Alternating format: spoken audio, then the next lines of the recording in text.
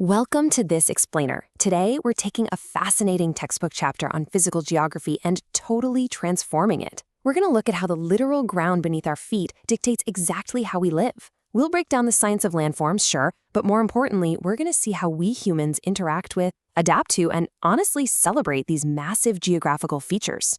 It's a real story of survival, culture, and nature. We're kicking things off with this incredible piece of ancient wisdom from the author of Veda. It perfectly elevates our whole topic today from a standard, everyday geography lesson to a story about our deep, profound relationship with Mother Earth. It really reminds us that long before we were building highways and skyscrapers, ancient texts were already marveling at the Earth's many heights, slopes, and great plains.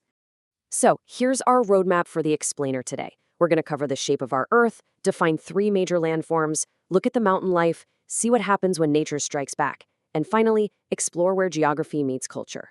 Let's jump in. All right, Section 1, the shape of our Earth. I want you to literally picture yourself in a car on a massive road trip, just looking out the window.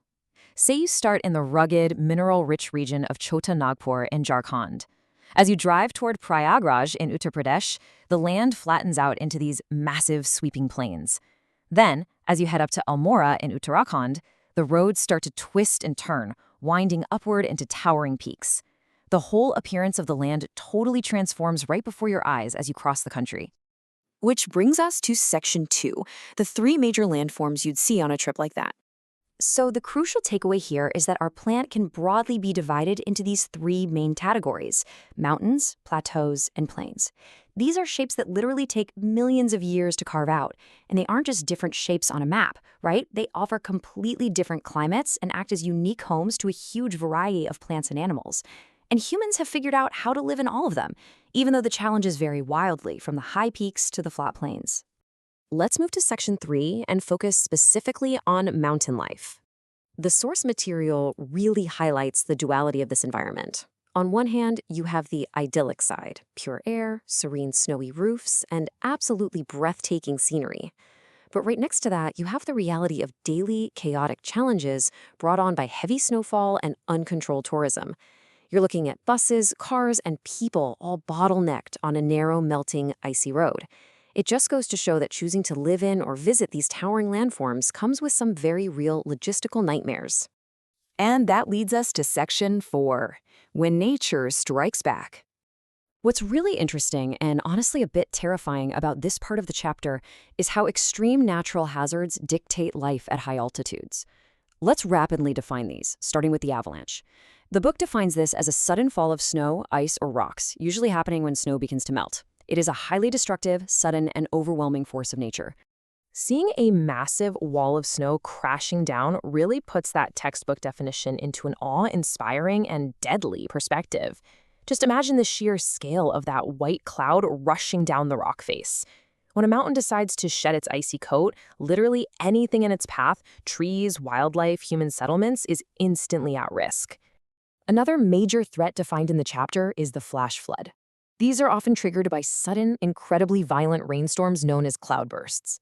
You have to remember, when the land is steep, water doesn't just pool up, it accelerates. And the immediate, violent aftermath of an event like this is wild to see. Rushing, muddy waters completely overflowing grassy banks perfectly captures how quickly the safety of a familiar terrain can just be washed away.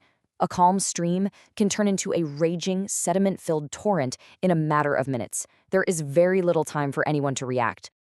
Lastly, the chapter highlights the landslide. This is where the very earth we build our lives upon suddenly gives way and collapses right down the mountainside. It's hard to ignore the severe disruption to human life and infrastructure when the mountain simply collapses. A paved road can just snap in half, leaving a gaping chasm of dirt and rock, completely halting any travelers in their tracks. It's a stark reminder of our vulnerability when we build on these dynamic, ever-changing landforms. Okay, on to our final section, Section 5, Geography Meets Culture. Let's look at how human resilience intertwines with these landforms to create vibrant cultures. Take the word confluence, the meeting point of 2 or more rivers. The text points this out, and it isn't just a dry physical geography term. In many regions, a confluence is actually a sacred community site that has drawn people together for centuries.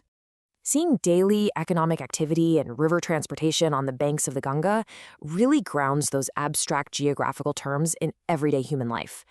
Between the boats, the people carrying goods, and the stunning architecture built right along the water's edge, it perfectly illustrates the deep economic and cultural activities tied to our waters. The landform isn't just a background, it's the very foundation of the community's livelihood and spiritual life. And that brings us to the overarching takeaway of explaining this chapter. Despite the extreme challenges, the avalanches, the floods, the rugged terrain, human games constantly adopt. Indian culture in particular has spent its history not just surviving these diverse natural features, but actively celebrating them in art, religion, and daily life. It's absolutely a brilliant testament to human resilience.